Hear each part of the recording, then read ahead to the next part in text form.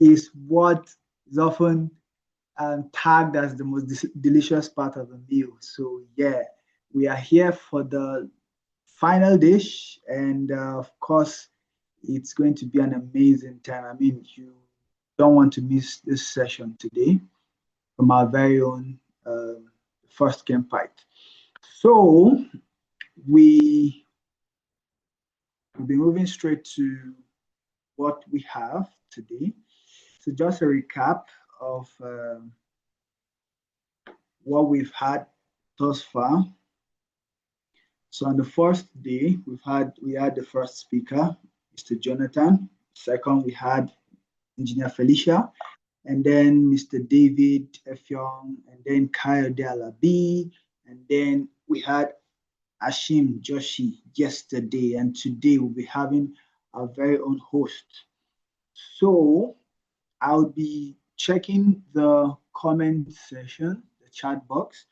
Let's get to hear what have you learned so far throughout these 5 days that we've had. What's the key thing? One thing. Let me start from day one. Day one, we had Mr. Jonathan speak to us on the foundations of affair growth or fair growth, embedding equity into opportunity. So let's get to see on the chat box, what can you recall that you learned on that day, on Monday? On the chat box. Don't tell me there's no memory space. We had to do some control shifts some things, and then repeated. No. Monday, yeah, feel free to check your notes. It's an open book. For Monday,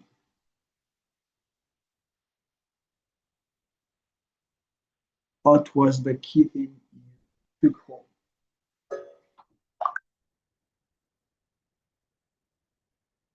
Nobody?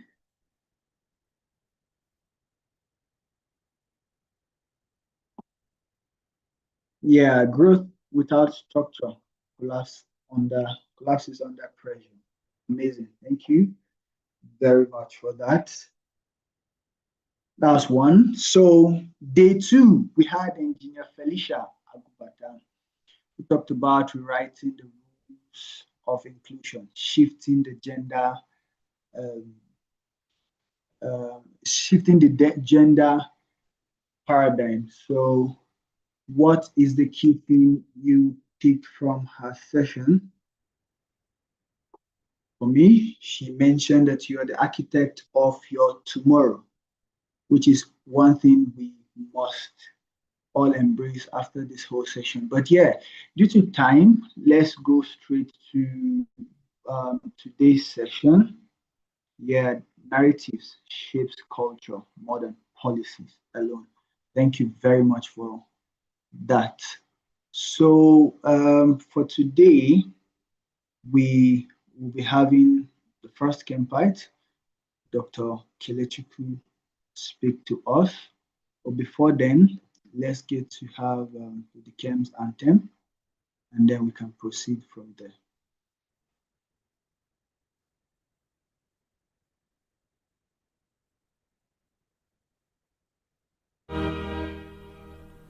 DEKEMP is a great family of trust, love, and excellence, of oneness, togetherness, in all that we do.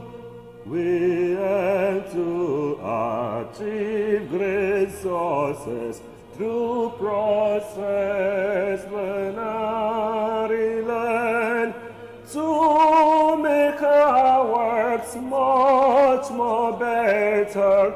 Yes, process over results.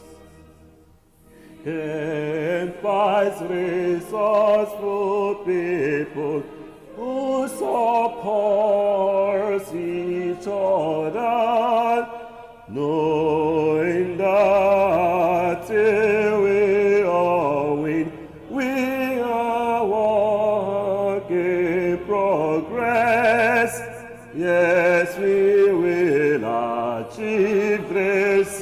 process, Thessalonians, Okelechi, who founded this noble group, Lord, please make us all winners.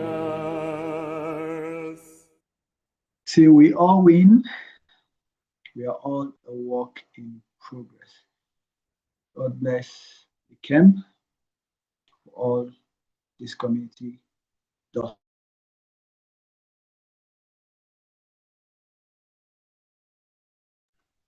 So today we'll be having Dr. Casey speak to us. But before then, before I play his bio, I'd like to just get on the chat box here. What are your expectations? Probably Doctor might get to change his slide for tonight. So what are your expectations? What are you expecting to get from the session? I know everyone loves to listen to Doc speak to us, and here's another time to get to hear from him again. What are your expectations? Use the chat box.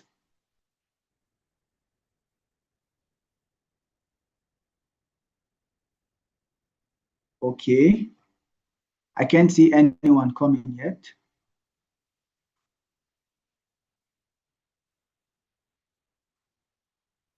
Your expectations.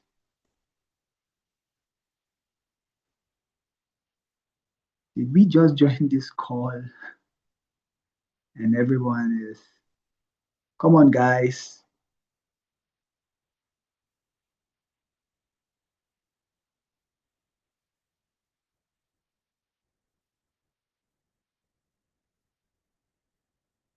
Mind shifting insight. Okay, amazing. Thank you, Sandra. Who else? I guess we're not just having Sandra alone on the call. We are about 66 on this call this evening. Great mindset. Okay. Thank you. What are your expectations? Don't tell me you're not expecting anything. I strongly believe that the session will be really inspiring. Yeah, of course. It's going to be inspiring. Who else? Your expectation. Mindset for powerful change. Amazing. I am to learn how to learn the systems that truly produce results. Enlightening and empowering. Amazing. Thank you very much. Doc, I hope this has not changed your slide, but yeah. So we're going to be playing the bio of Doc now, and then we'll have him speak to us for a couple of minutes.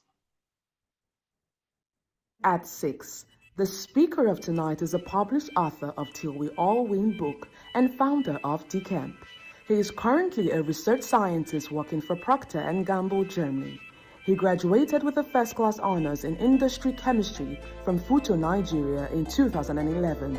He holds a double master's degree in functional advanced materials engineering, obtained as part of the Erasmus Master's program between 2013 to 2015 at the University of Augsburg, Germany, and University of Bordeaux, France.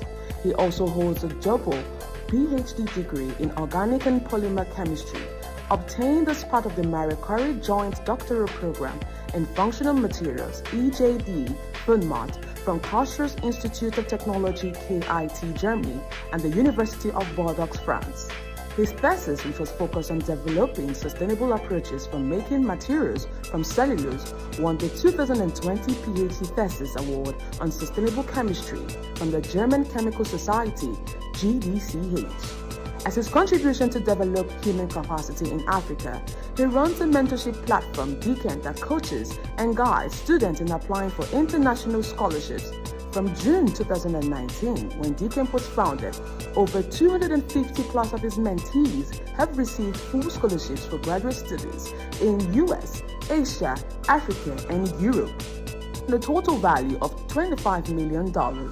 As a LinkedIn influencer, his posts are easily identified with the mantra, #TillWeAllWin mantra. He recently published his first book titled Till We All Win. He is a follower of Jesus Christ and believes that his purpose on earth is fulfilled by helping others achieve their own fulfillment. His hobbies include reading, networking, and playing table tennis. Ladies and gentlemen, make welcome the speaker of tonight, Dr. Kelichukwu and Omukamike, PhD, DRRER.NAT. Come on, did you hear that? Ladies and gentlemen, welcome the speaker of today. And I can't see the reaction. Oh my God, I think I need to replay this. Did you guys really hear that bio? Ladies and gentlemen, welcome the speaker of today. Come on, that's right. Now I like the reaction. I like the reaction. Doc, over to you. The stage is yours, sir. Thank you very much, Samuel. Hello, guys. Can you hear me all right? Yes, we can hear you. Okay, very good. Let me start by really thanking the DEKEMP at 6 organizing team led by Etebed and Udeme, and all the people that have done so much work at the back end, Amarachi, Emmanuel, Samuel, who am I forgetting? The media team, the graphics team.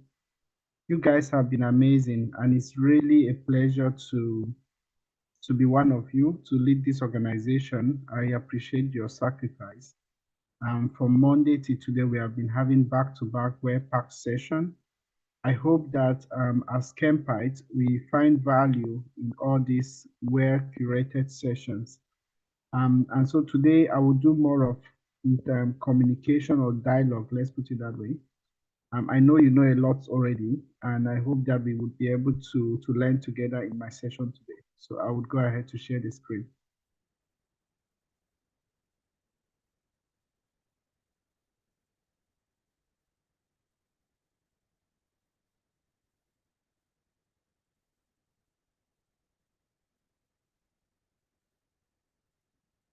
Can you see my screen?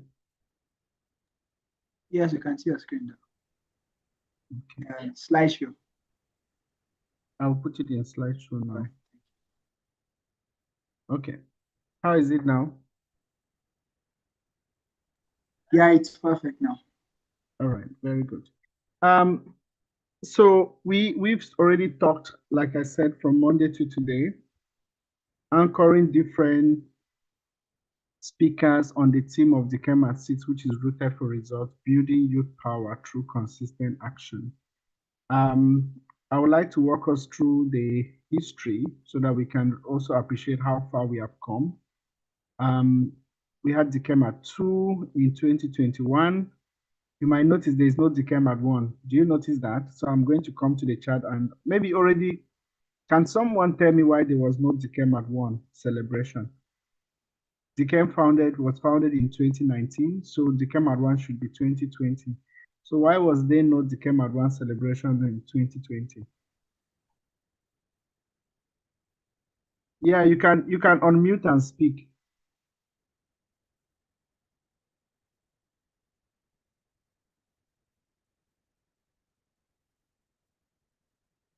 Somewhere, somebody sharing something in the chat. I can't see the chat.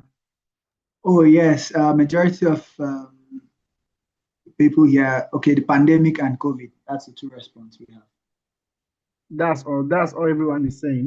Nothing yes, else. Lockdown. We haven't heard of lockdown. But we are virtual. Why should that affect a celebration that is virtual?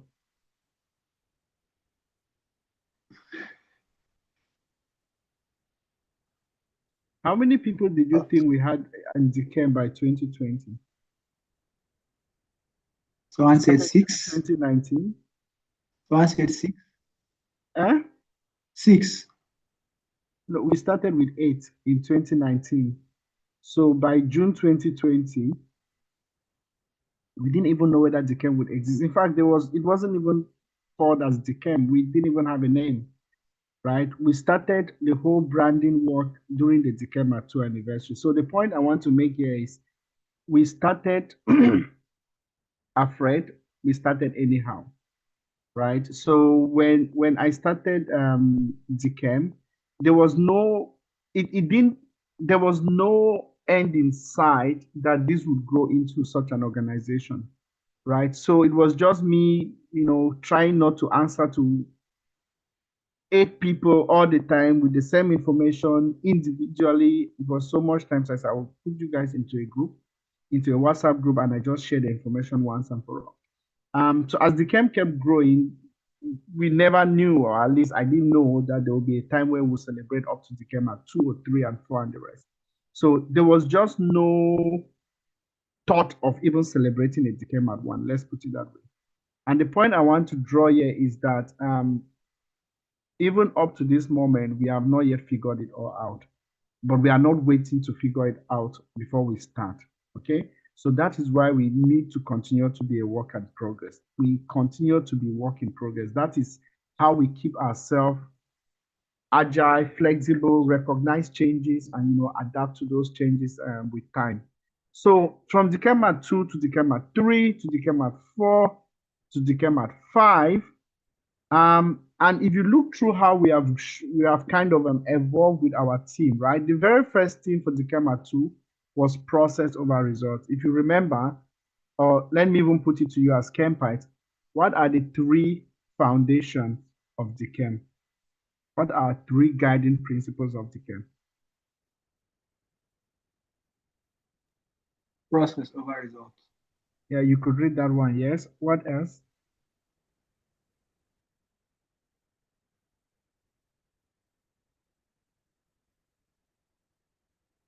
Samuel, you have to be my Adenike said, okay. Jacinta said consistency. Adenike, process over results. If Nayati, we all win. We are all a work in progress. Okay, that's 2. Process over results. Collaboration. We are all a work in progress. What's the 3rd one? Collaboration from Adenike. No. Okay. I've always said it consistently. Process over results. See, we all win, we're a work in progress. What is the 3rd one?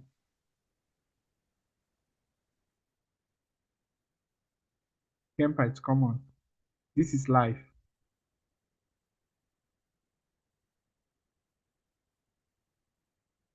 Any more answers?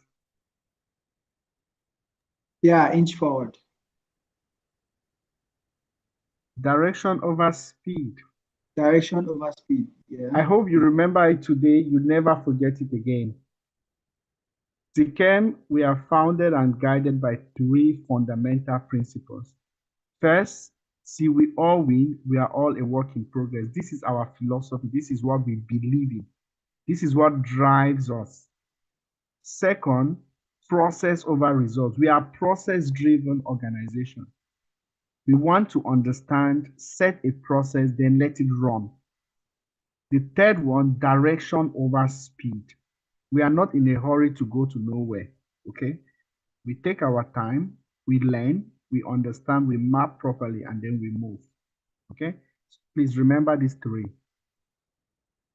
And for DEKEMP 3, our team was striving for excellence through intentionality. And if you remember, from DEKEMP 3, I started introducing the hashtag of the year. So the hashtag for the DEKEMP 3 for that year, it was, be intentional, okay? Then DEKEMP 4, the theme was the Renaissance, repositioning to be more. What was the theme for DEKEMP 4? What was the hashtag of that year? So DEKEMP 4 was 2 years ago, so we're talking of 2023. So what was the hashtag of 2023? Also looking at what the theme was.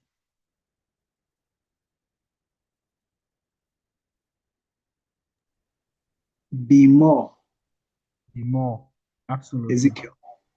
Be more, right? So 2023, the theme of DEKEMP, the hashtag of the year was be more. And you see how it were captured into the theme of DEKEMP 4.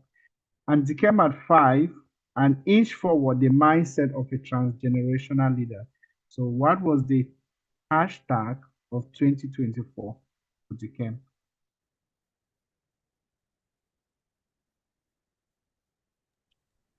Inch forward from John. Nice.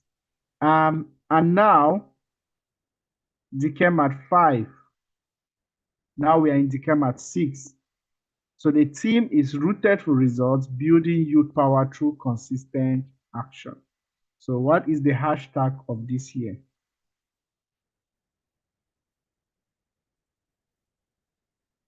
Be consistent. Very good. So what I want you to recognize is the way that we have been well structured into how we build into our celebration, right? And I want to give big kudos to the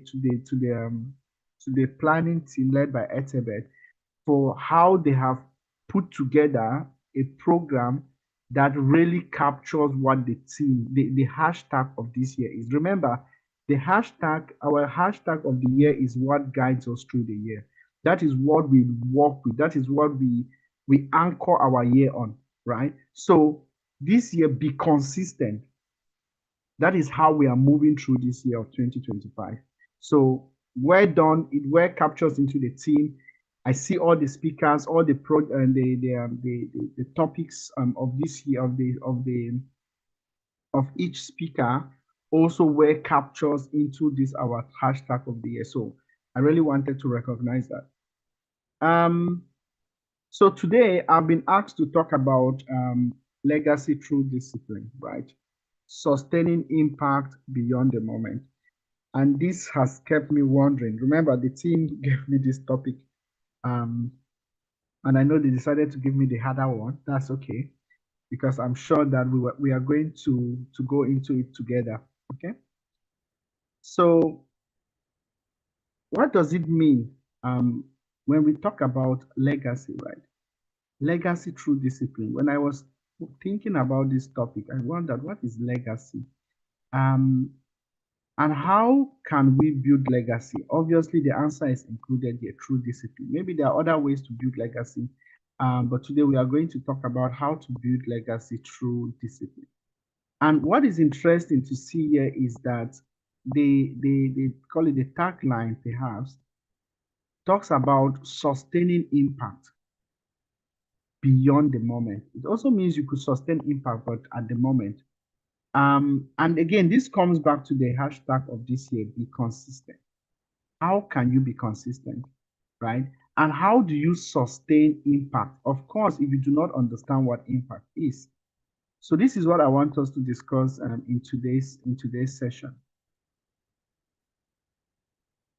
Let's go through what the definitions of those key, I would say, key words in those keywords in the topic for today are. The first is legacy. So it's a noun, the lasting impact and influence that we leave on the world, fueled by a commitment to excellence, service, and a pursuit of a meaningful life. Wow. Can someone tell me what stands out when they read this definition of legacy? What is one thing, just each of you, just let me know, what is the one thing that stands out as you read or as you read this definition of legacy? What stands out to you? Meaningful life, okay? Meaningful life. Impact, I can see the comments. Influence, impact, meaningful life. I'm going to pause here. I would actually stop sharing. Leaving the world. Leaving the world, okay? Commitment to excellence lives on. Okay. Let me stop sharing so we can have, like I said, this is going to be a dialogue. So I've stopped sharing so that I can see the comments also very clearly. So I like the fact that you are engaging in the chat, sharing what stands out to you as you read through this definition of legacy. Remember, the topic I'm talking today on is legacy through discipline, sustaining impact beyond the moment. And so we want to start by, let's say, decoupling what legacy is. And I think that definition of legacy kind of captures it fully, in my opinion. And I mean, I like you all given quite very good response to what stands out, and I'm going to share what stands out to me. What stands out to me as I look at this definition is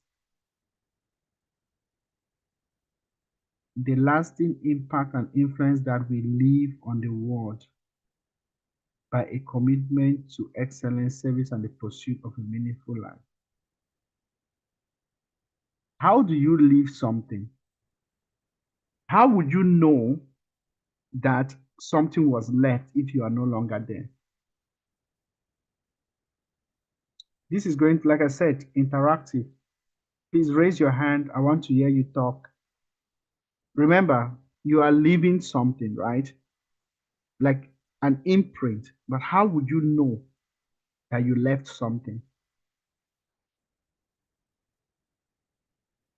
Yes, Victor, go ahead. So I think how I can know if something is outliving me is when, even when I'm still existing, the system is flowing without really much of my input, basically. Okay, so the system can run on its own without your input. Okay, then you know you are leaving something that would outlast. Okay, who else?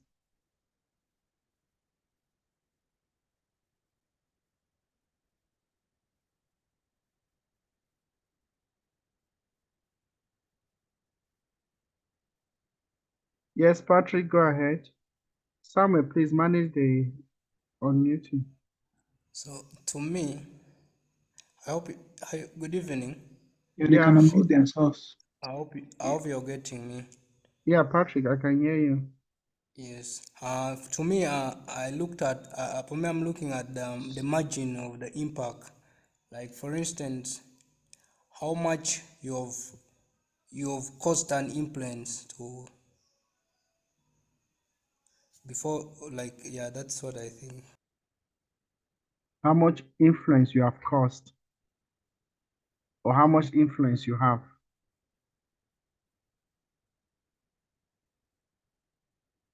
Okay, thank you, Patrick. I see Anne. Anne, you can unmute. Okay, for me, I think how you know that you made impact is when you can see the positive um the positive side of it in a person's life. Like after you interact with a person and how you know something has been left, something good has been left is when there is a change, a positive change in how the person sees things and how the person acts. So for me, that is when you know you've left something good behind. Okay, thank you. Who else? Last person. Legacy through discipline. How do you know that you have left something behind? You have left a legacy.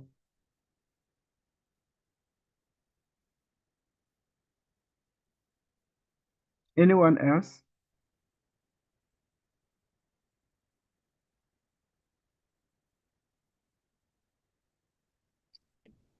You know, it's typical for me to call people, right? So if you don't want to raise your hand, I will choose. Yes, Miyiwa, go ahead.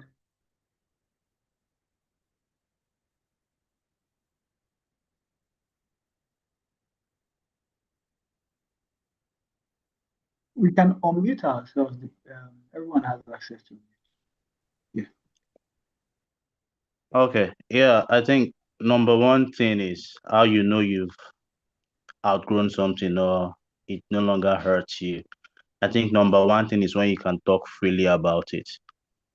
Something you talk about, it shows that you have power over it. You're no longer scared about it. That's one thing. And then when you can share it with others as well. You know, sometimes what you don't share has a way of controlling you, or it has a way of hitting you hard. But once you discuss it with the right people, Okay, you have a way of healing from it. Thank thank you very much. I saw there was another hand.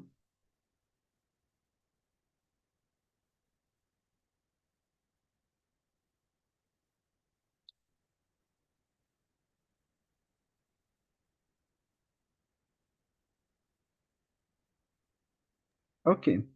I see you have tried, and indeed, I really like your responses. So we are looking at legacy, and we've looked at the definition of legacy, and I read it once more. It says the lasting impact and influence that we leave on the world, fueled by a commitment to excellence, service, and the pursuit of a meaningful life. To me, when I read this, I'm reminded that we are here for a moment. I let that sink in. We have such a short time in this world that there will be really no reason, in my opinion, that is worth living if we live with it. Like if we just exit this world with ourselves and like it's just like you just pass through a room and nobody even noticed you were there. Because of how short that time is, our legacy is what can exist outside of us. And as many of you have explained and shared, it is the impact our life has on others, not on ourselves. Right? So, legacy, in my opinion, starts from a point or a place of selflessness, not about us. If you are doing something and you want, imagine, think about it. If you want to be rewarded, if you're doing something because you want to be rewarded, it wouldn't make sense if the reward comes when you are not there, right? But think of it, just imagine that I think there's a saying like people that plant the tree are not actually the ones that live to benefit from the shade that the tree would provide. So if you think of a place of, I have to plant, oh, I have this much time in the world, I could choose to use it and chase something that benefits me, or I could use it to put something in place that I wouldn't even benefit from it. It's mind blowing because in reality, we as human beings are actually structured to be selfish. That's it. We are structured to be selfish. Outgrowing selfishness is actually something we have to do against our nature by design. So, legacy is actually a very, very strong word because all of us would have to live through this life. We were born, we live, we will die, and then it continues. That's it. We have been born, we are now living. What is this life making the difference on others? How is this your life? Let me rephrase. How is this your life making a difference in the life of others? And is it making a difference in the life of others because you intentionally position it to? Or is it making a difference in the life of others because you want to benefit from what you are investing in? That makes a lot of difference. So legacy comes from a place of what? Selflessness. And you don't build legacy by chance. You build legacy by sacrifice. I take it again. You do not build legacy by chance.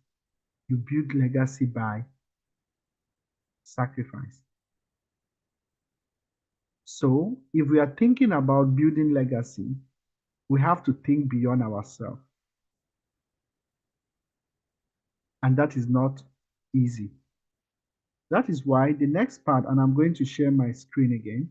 So for me, if there's one word I want you to take out for me in terms of what I took out from this definition, is that legacy is when we are not here. When we are not here is a certainty. We would be here, we are here, but there will be a time when we are not going to be here. We are all born. The Bible says there's a time to be what? To be born. There's a time to what? To die, right? So this is the only opportunity we have to do something that would outlive us because we know we are going to leave this place. That is a certainty. But how we are going to leave this place, the impact of our life on others when we leave are things that we can do from true sacrifice. That's legacy. But remember, if you're not thinking about legacy, if you are not working towards legacy, you will not leave legacy. You are not going to leave legacy by chance. You leave legacy by what? Sacrifice. And as many of you shared, you can already see the impact of your life on others. And sometimes we begin to think, oh, it must be something so gradual, it must be grandeur, it must be something that everyone will see and be blown away. That we even forget that you have so much opportunity. Some people might tell me, oh, I don't have anything to give. I'm still struggling. How can I make an impact on others' life? How do you interact with others? Do people live after talking with you feeling blessed or feeling troubled? How is your words? How do you talk to others? Are you kind? There are many of you that people look forward to talking to because they know when they talk to you, they live with peace. They live knowing that somebody listened to them, somebody was concerned about them, empathy. That is legacy. Don't think about legacy from a place of it needs to be, I need to mentor 100 people for it to be. No. Every interaction you have can be a legacy you leave. But you are not going to leave that legacy by chance. You are not just going to hurriedly meet somebody and then leave the person and the person feels like, wow, what an experience. You have to build it. You have to intentional. If you want to be a kind person, you have to build kindness. You have to be conscious about the pain of others. You have to be empathetic.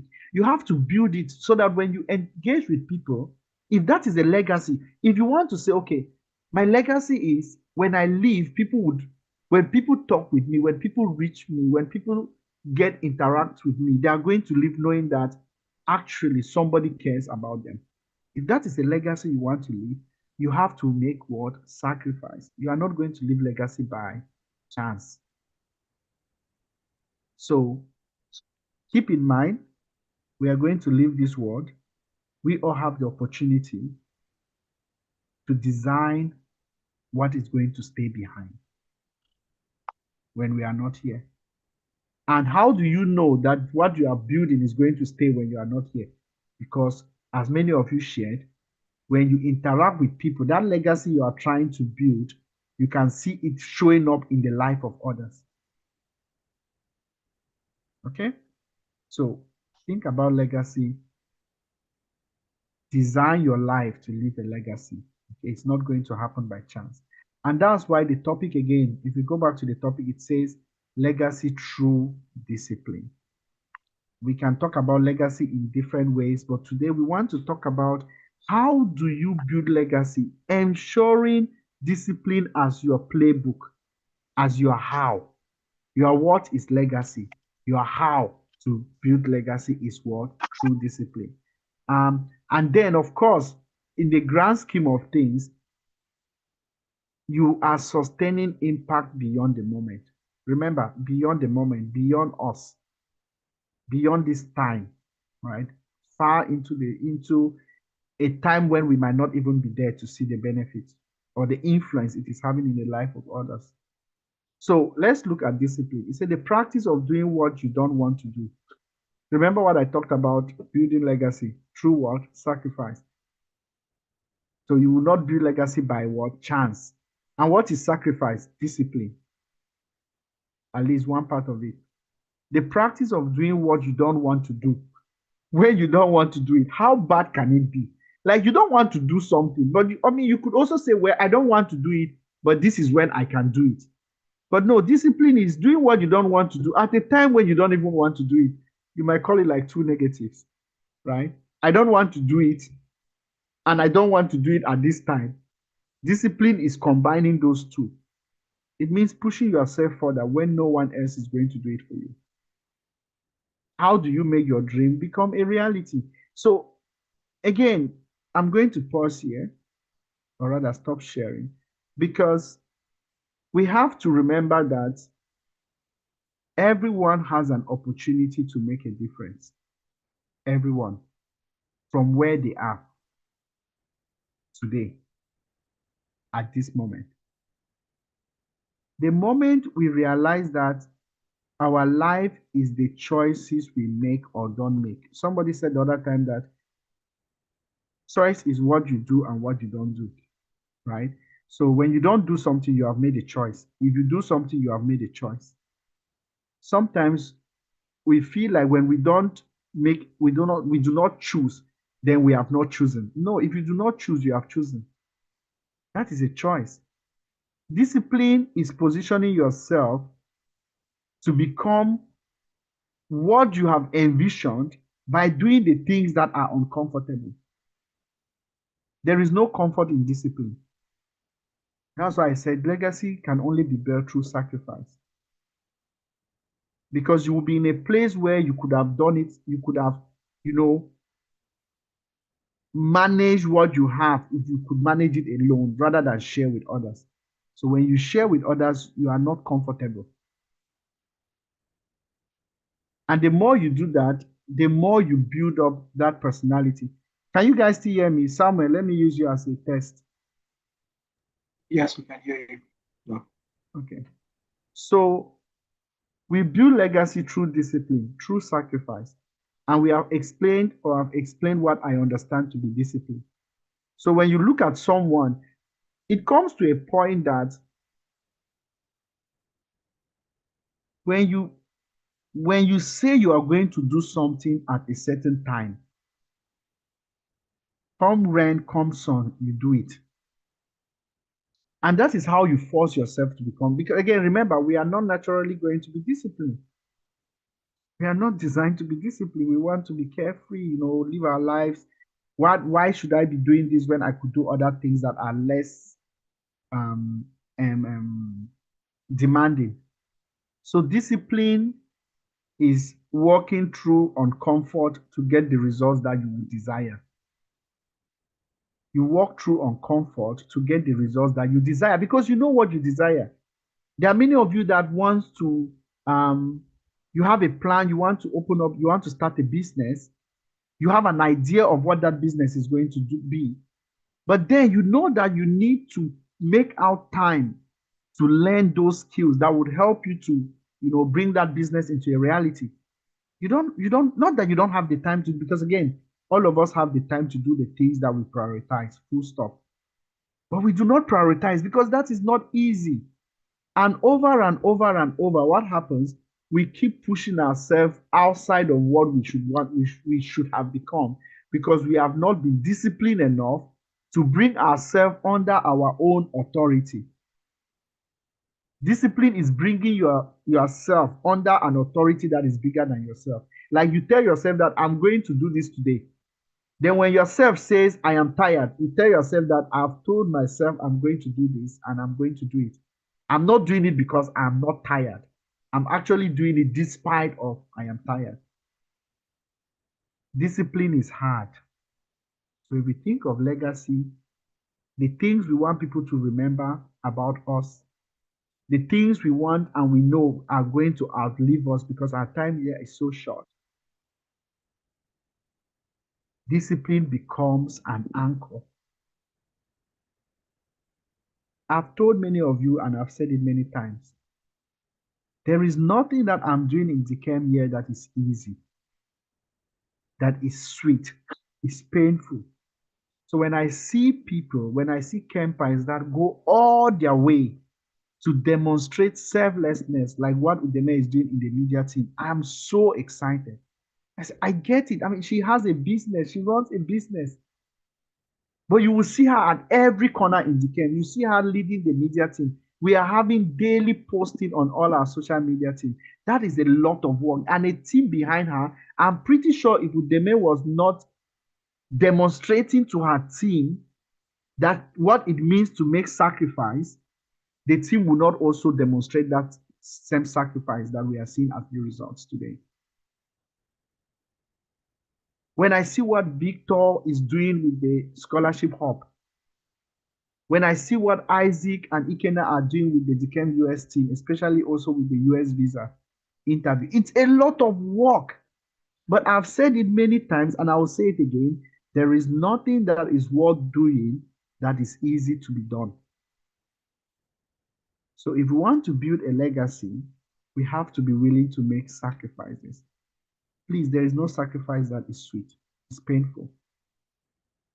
So we need to keep in mind, discipline is forcing ourselves to do the things that we have told ourselves we are going to do. Mapping our life, ensuring that we keep on with what we have said we are going to do. There is really no room for excuses. Many of you know me that if you want to piss me off, give me excuses. I just don't want to hear it. Does it mean there are no valid excuses? Of course they are, but I still don't want to hear them. Because when you want to do something, or when you know you could get away with not doing something, there's a high likelihood that you are not going to do it. But when you have done everything possible and you still can't do it, somebody would understand. Because you are not starting with, I have an excuse, now let me find justification. No, you go all out and then you are not able to get it done. And people could look at again, back to process over result. I don't want to see your result. I want to see your process. How did you do it? What did you go through? What was the process in place? What was the thinking behind this? So discipline is very, very vital. Legacy is something we should all strive for. Why? Because we have so much short time here. But why should our life not be able to make an impact on the life of others if we have such a very short time to live? Whether we live to 70 to 100 to 120, compared to life itself, is very short. Okay, I will go back to my screen.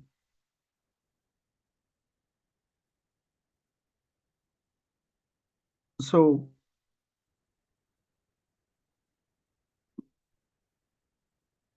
I think I've already started touching about, do you know your why, right? Each of us should already have it clearly what we want to leave behind. Leave behind is not necessarily that we are dead, no, but leave behind in the sense that when I interact with you or when I interact with somebody, what do I want to leave with them? Do I want to interact with somebody and I leave them just wondering what a horrible person I am, just because of the way I talk to them, the way I belittle them? These are things that we have to design ourselves. Like we have to prepare ahead that when I interact with somebody, I want them to live happy. That their life is not the best, but they had such a great interaction because they engaged with me. What do you leave behind when you engage with somebody? And what is your why? What we need to have your why defined, then you begin to build how you're going to deliver that your why. So you cannot deliver a why that you do not even know. Because you have different ways of delivering different whys, right? So when you know your why, how you want to be remembered when you engage with people, then you can start, again, coming back to discipline. Force yourself to behave in a way that will deliver that your why. Many of you already know DEKEMP. Many of you are Kempites, of course. And you can see the amount of work that is going behind the scene to set up such an organization, to have such a structure in place. From the live sessions to each person having an accountability partner, to the different sub-teams that are helping to do what? To deliver our goal, which is what? That everyone that is identified as a Kempite win as the sole desire. And our life as Kempites, our actions as Kempites are always going to be positioned to enable each person to win. So our winning becomes a winning only when it enables others. That is what it means to live a life of what? Till we all win. Right? So, and then people begin to wonder, oh, is winning when I win a scholarship? Is winning when I get a job? No. Winning is when you identify how you could do something better and you drive it into others, or you enable others to become better because you have become better in it. You know the best way of going around Lagos, and someone is coming into Lagos, they don't even know how to go around Lagos, and you enable them to have call it a Lagos stress-free day. You have enabled them to win. We need to see that winning comes down to how our actions are enabling others to become or achieve what they are desiring. And this is why, if you remember, for those, maybe I've not said it recently, but for every campite, I've always said one thing. There is none of my mentee that is empty. None of you came to DEKEMP empty. Absolutely. None of you entered DEKEMP as an empty person. You came with something. You came with yourself, with your value, with your experience, your skills. Those are things you are winning in. Please enable others to become better because of what you know. That is how you enable them to build. That is how we build an all-win community. Winning is not when you have gotten a letter that, oh, you have got this job. You now say, yeah, I have won. No. How did you get the job? What are the processes you went through? How do you now share with others those processes that you went through so that they can benefit from that process? It's a mentality. It's a mindset, the mindset of abundance, that there is enough for everyone. Again, coming back to legacy, what do we want to leave as DEKEMP? That people that identify as this community. Now, as you're in this community, when somebody interacts with you and you're a campite, the person should live and recognize that, wow, so people like this, they exist, that can make out time to help me without any benefit, without any gain, without any thought of how it could benefit them.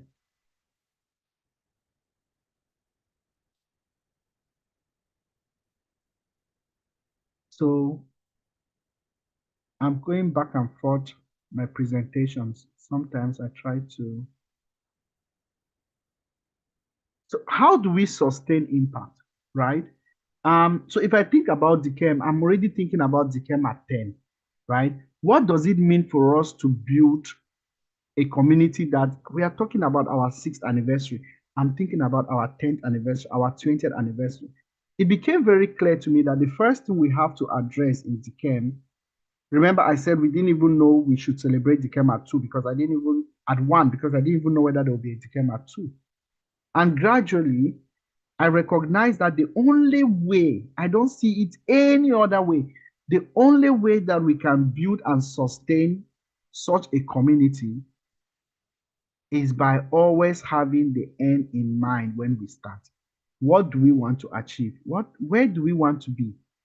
We want to be a community that anyone that is part of that community recognizes that there is no place for mediocrity.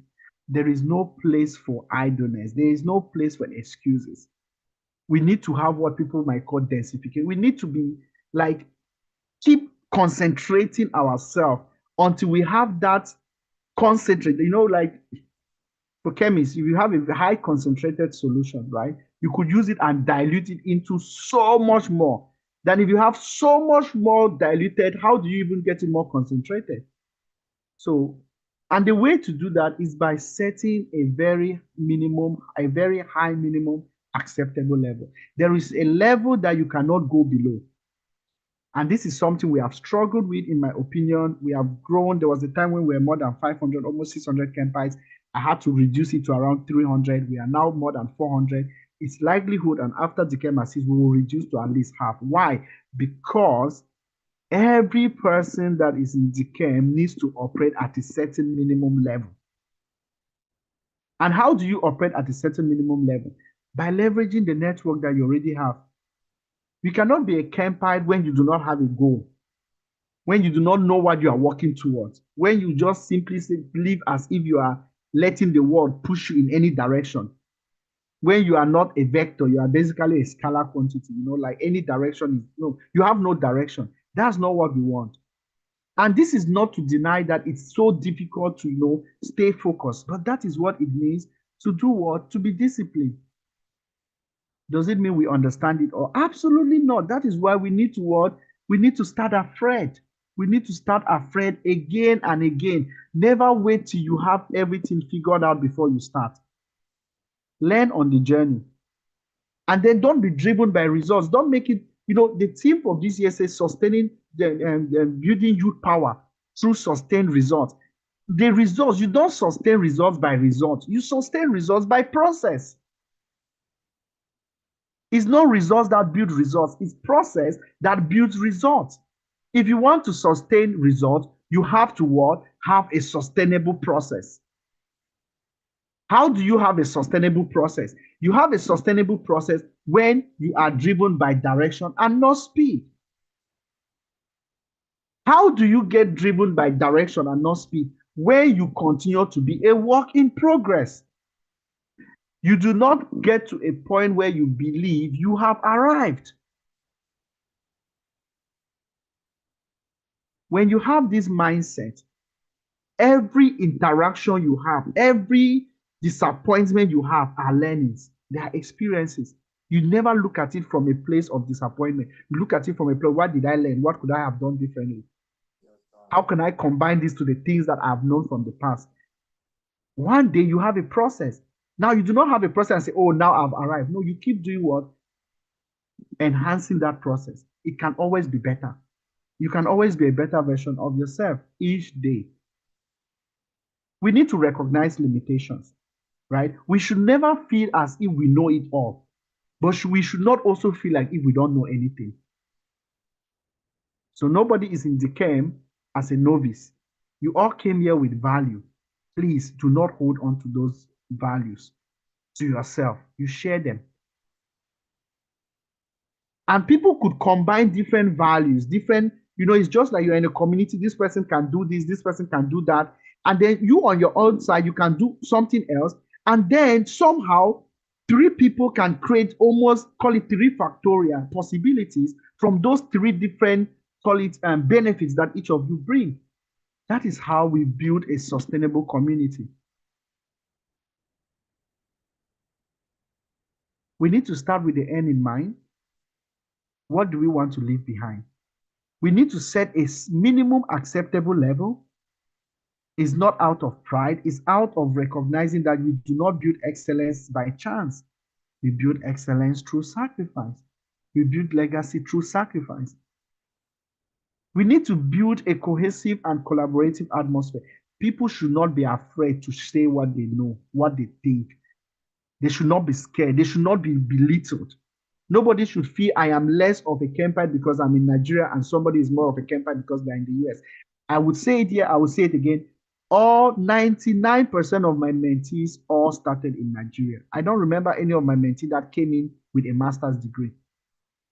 All the Kempites started from Nigeria. Majority of them are in other countries, but majority, we all went through this journey from dealing with whatever they had to deal in Nigeria, to going through the application process, to getting their scholarship, to coming to the US or to Europe, to transitioning to job or to PhDs.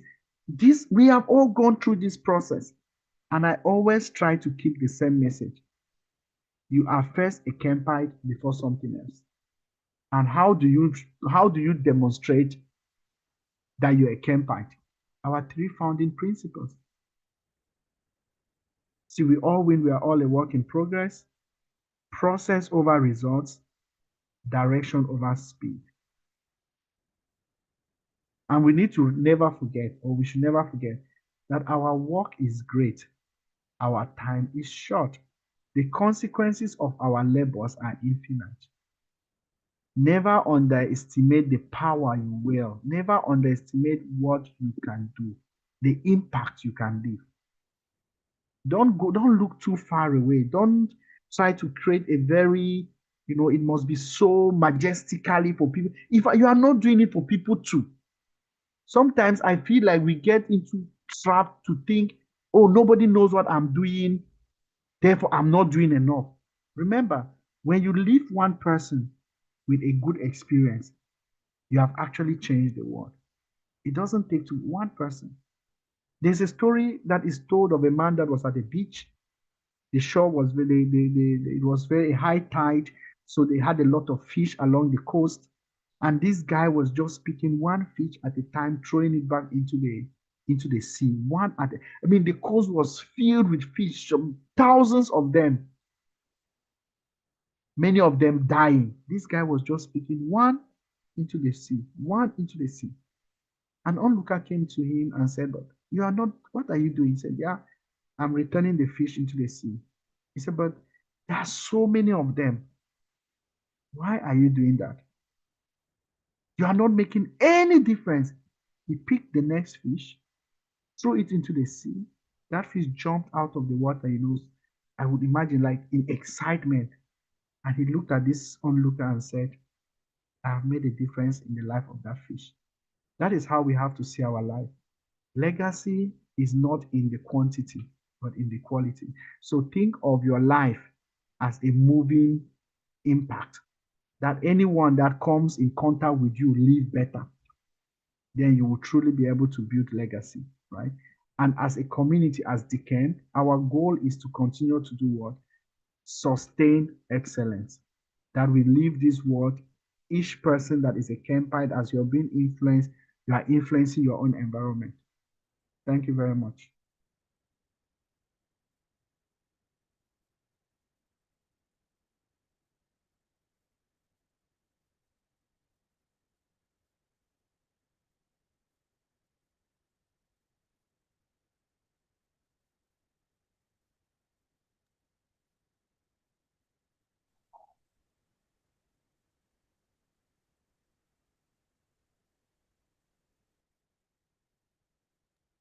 Can you guys hear me? Okay, yeah, out. Thank you very much, Doc. That was really an enlightening session, very interactive. You can see the interaction and yeah, it was really an awesome time. Thank you, everyone.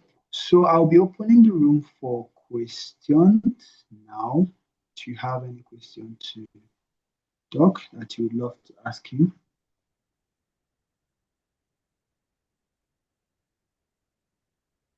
Questions? Can you share my screen?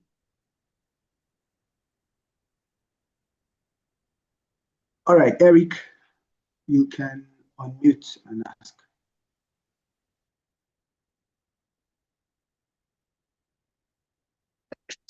Okay, thank you so much, Dr. Casey, for your session. Yeah, so what I want to ask is about legacy and how to sustain legacy, because most times we see so many people who are doing so much impactful work, but they are not so much invested in visibility of their efforts.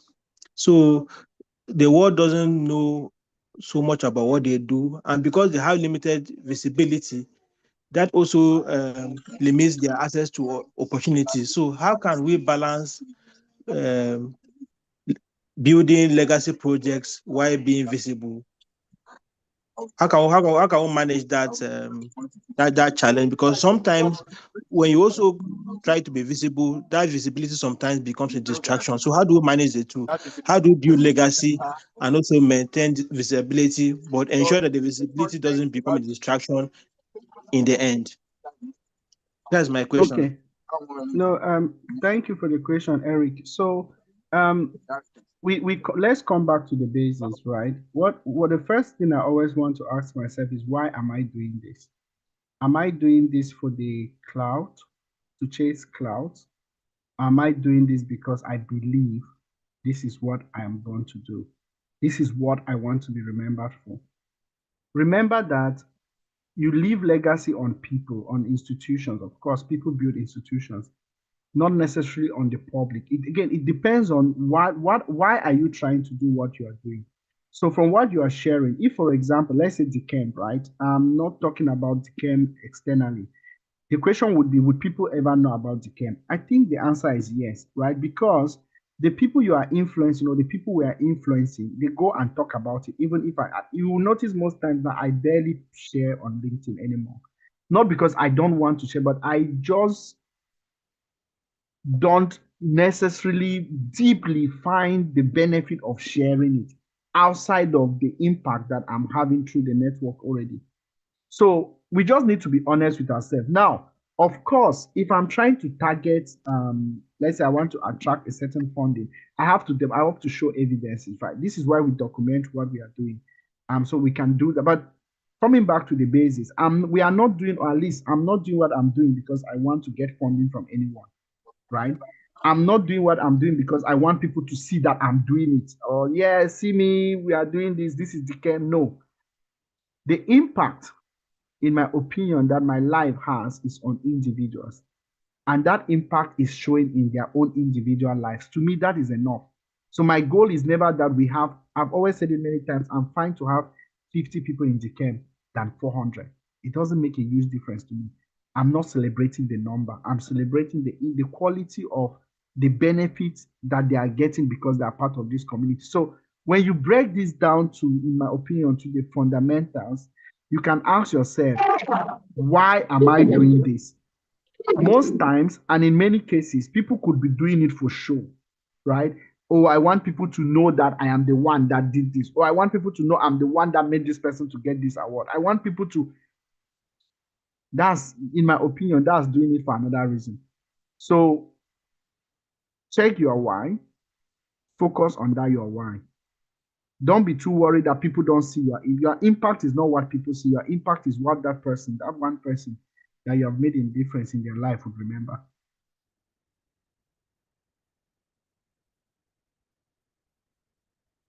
I hope I answered your question. Yes, Eric? Yeah, thank you so much, Doc. That was very elaborate. Thank you, sir. All right. Okay, Blessing, over to you. All right, Doc, thank you very, very much for tonight's section. Quick one, it's kind of generic, but I would like to specifically ask, what happens moments or times when you feel demotivated or when you feel what you're pushing towards it's not getting results and you just want to like, let me just give up for a little while or stop for a little while? What pushes you to still continue despite the odds and whatever is plowing you back, please? My why I'm doing it in the first place, right? So if you do not have a why, it will be very difficult to sustain anything you are doing, right? So I give you an example. If let me just use, okay, my example, my why, I don't want anybody to that comes in contact with me to leave feeling bad about their life. Why? Oh, because I remember a time when I felt that way and there was nobody I could talk with. I don't want anybody to feel that way if they have an opportunity to reach out to me. So that is my why. Is rooted in also my experience. I know how I felt. I don't want anybody to feel that way. So when those days come that I'm demotivated, I just remember there might be actually somebody that will feel the way you have felt, and this is not what you want to do. So, in my opinion, what sustains us is our why. This is not just trying to like sound, how do you call it, motivational. It's just the reality. Right? There are many days that I also ask myself, why am I even doing all of these things I'm doing for the camp? Right? Then I just remember one person that their life changed because they came in contact with me, they came in contact with the camp. And I don't want somebody whose life could have changed, but just that moment that I'm not doing what I'm supposed to be doing, then they miss it. So it comes down to, of course, as a Christian, right? I always come back to, for me, Proverbs 3, verse 5. You know, trust in the Lord with all your heart and lean not in your own understanding. In all you do, acknowledge God and He will direct your path. So I always come back to the place of recognizing that my strength to keep doing what I'm doing is not by myself, right? And to me, when I walk in the purpose that God has designed for me, the strength to keep going on comes on its own. It's like it's just like somebody that is not walking against the tide, right? Just imagine you are swimming against the tide. You are doing all the work, but you will notice with all the lapses, etc., you do 10 lapses front, 20 lapses back, because you cannot swim against the tide. So this is how I see my life. And there are many times that I feel like, oh, we have done so much contribution or support for someone and the person disappears. And I ask myself, but there's one more person that did not disappear.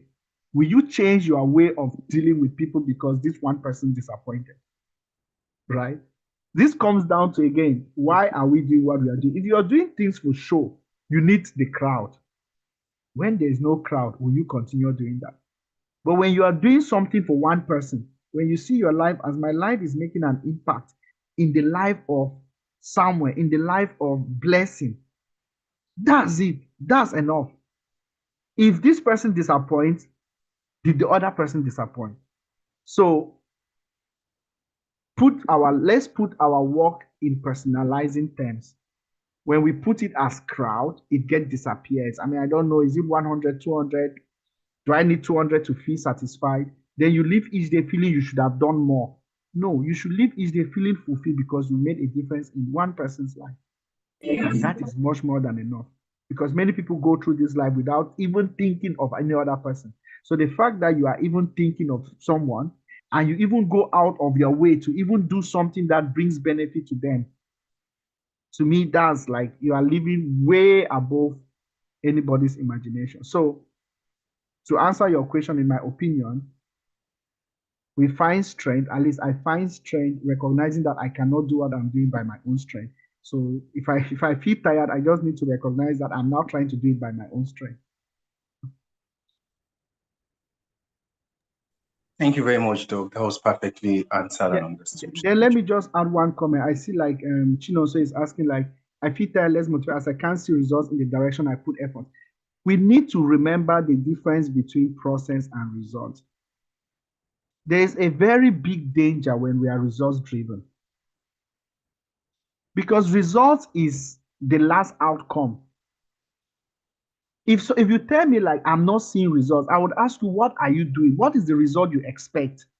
Right? That's first one. Then what are the processes that you are doing to get that result you expect? Then what are the differences in those processes? What are the outcome of those processes versus the result? We should always be process driven because results, you could be so focused on a certain result that you completely forget that there are other results because you were never looking for them. But when you are process focused, it helps you to recognize you are making it. So let me put it this way. Imagine that you want to run a 5K in 3 months. That's your goal. You want to be able to run 5K, 5 kilometers in 3 months. And on one day, you realize that, oh, you are so tired. So I will skip that day. Then let me run the next day. Then let's say initially you ran the first, you say you're going to run 3 times a week. The first week you ran 3 times. Second week you even ran 4 times. Then the third week you say, oh, because I ran 4 times last week, let me run 2 this week. Then the next week you say, oh, let me run 1 this week. I'll run 2 the next week. Then the next week you feel like, oh, I'm so tired now. Let me try to just skip it and run the next week. Somebody might say, well, after 3 months, what's your result? Oh, I could not run the 5K. But is that all you did?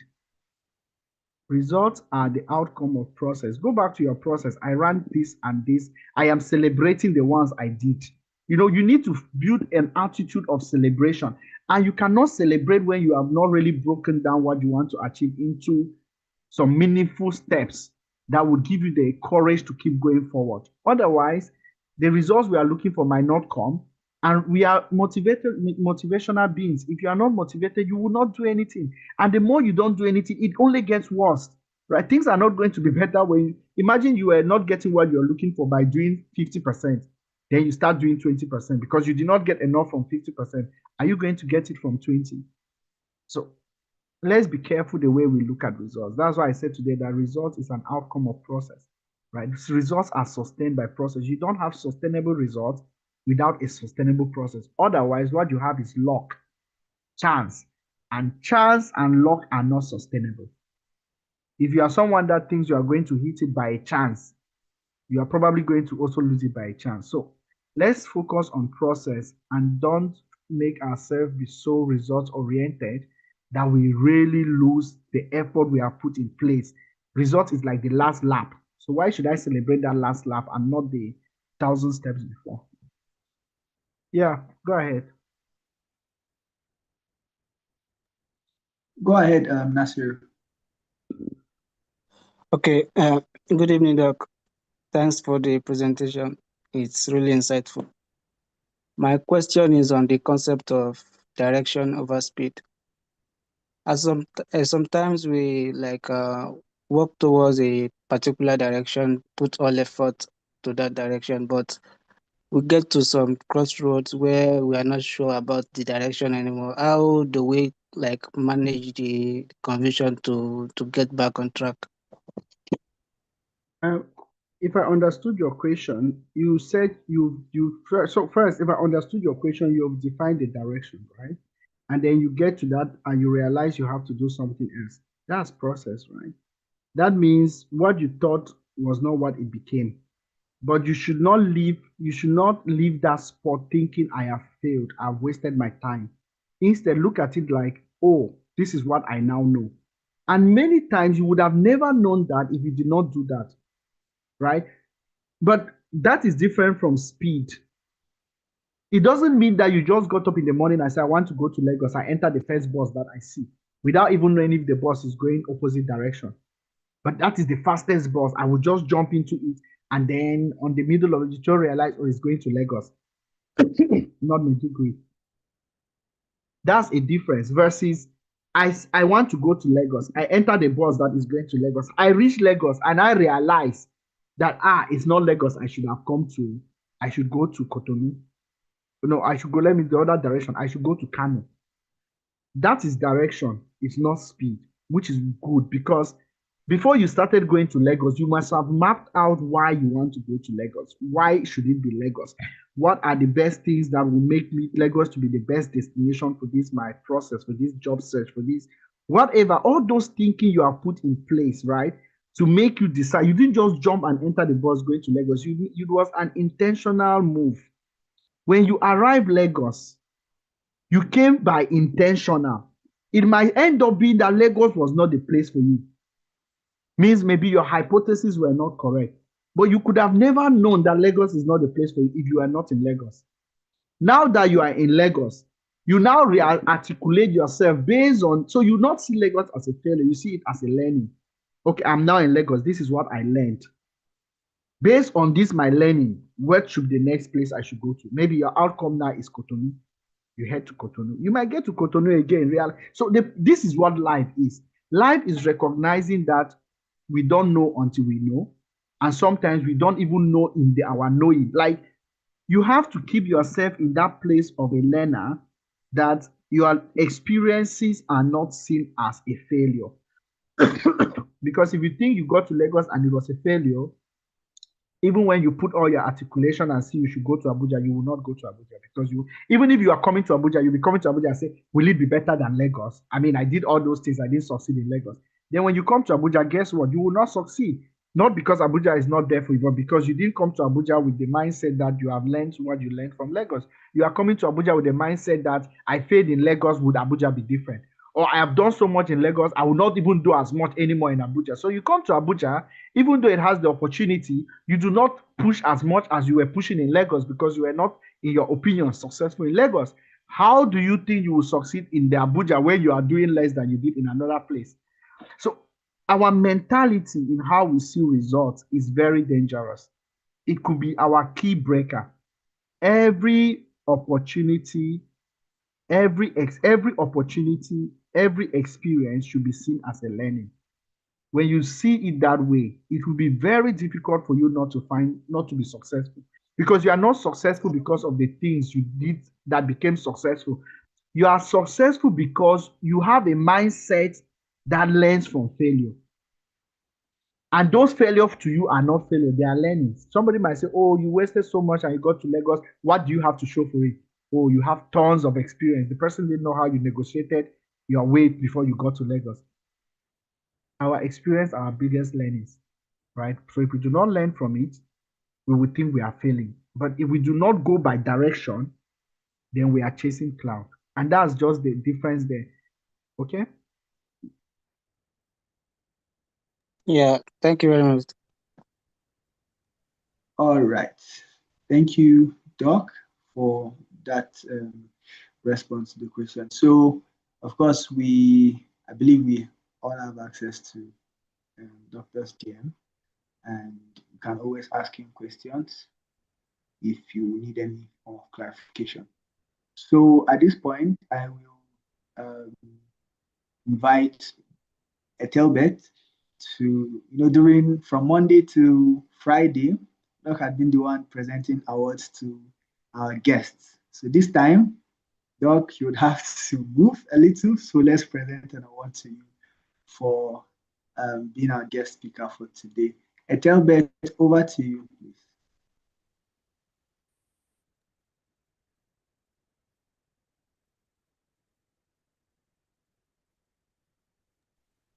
See you on the call.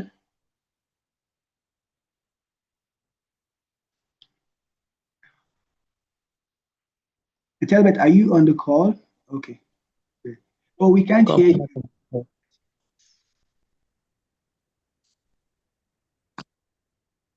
I'm speaking actually. Can you hear me? Yes, yes, now we can hear you. Go ahead. Okay, can you hear me now? Yes, we can hear you too. All right. Thank you very much, Samuel. Thank you to every one of us that have been on the call. Special appreciation to our very own foreman. I call him my foreman. Our first compite and the founder. You cannot take away Dr. Kilechukwu from Dr. Kilechukwu mentorship platform. In fact, you have to call the person before you make mention of the platform, right? It tells how much of interwovenness and how much of passion. There's always a general drawing process, and at every point in time, it has really been a learning process for Kempites. I mean, if you're here and you're not a Kemp,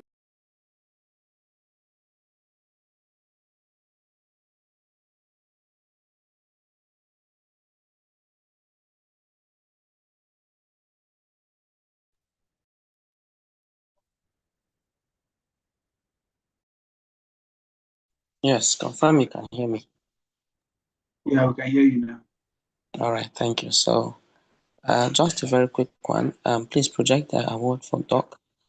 It is with deep appreciation, humble, humility, and our finest, our finest ability to continue to follow this vision of yours, and of course, intense gratitude that we, DEKEMP, the Dr. Kilechukwu Mentorship Platform, hereby present to you, Dr. Kilechukwu Onkamike, PhD, this award of appreciation for your remarkable speech, your lectures, your push, and of course your advice tonight, and commitment to the DEKEMP at 6 celebration 2025 on this day, the 25th day of October 2025.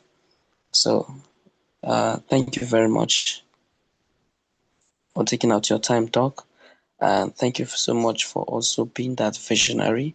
We believe that God Thank Almighty you. will continue to use you even for years. And when we have the camp physical events, I mean, when we have the camp at any other, maybe at 7 or at 8 in a physical session, it will be so much, of value, giving you this award in person.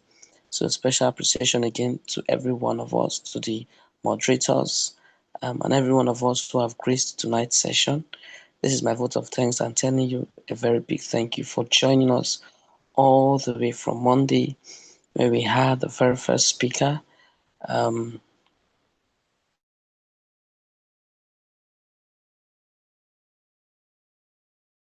We had Dr. Jonathan on Monday. On Tuesday, we had Fata, PhD.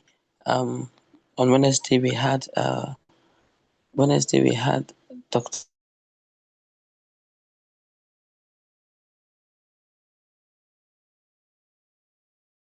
Mr. Ahmed.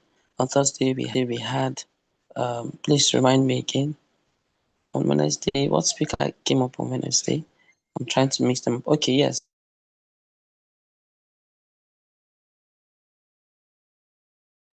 David F. Young. On Thursday, Ahmed. On Friday, we had Ashim Joshi. And this evening,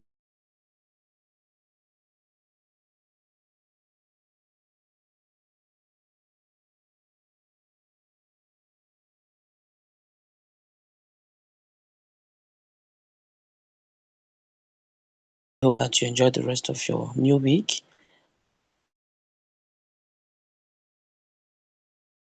And then all we learned so far will definitely be carried on even all through. It has really been a very engaging session. I know some of us joining across various locations in the world, various platforms, those on the YouTube channel and those here in the Zoom channel. And it has really been a very engaging one, and one, of course, that have really been of true value. So this is me saying a warm thank you and a big appreciation. Now, this appreciation will not be completed without the impact of my team. I mean, they're the ones behind this drive, and I just really want to appreciate each and every one of you who have put so much effort.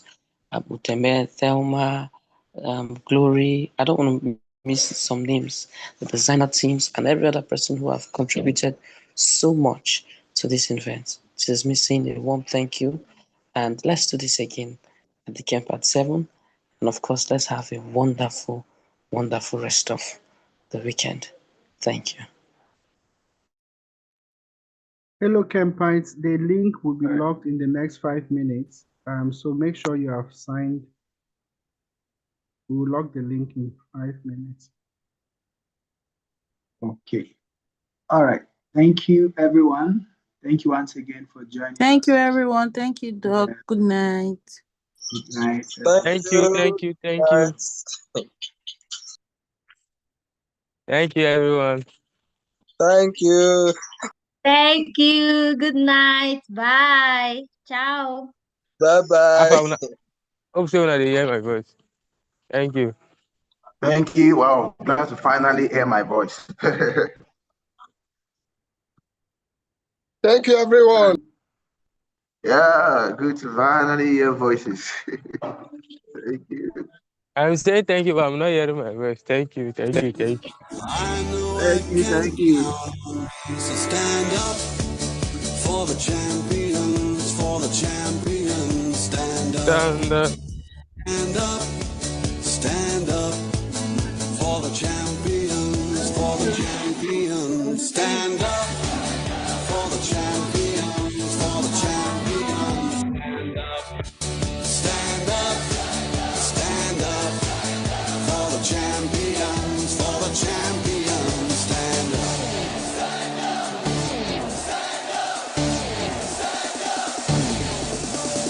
Here we go.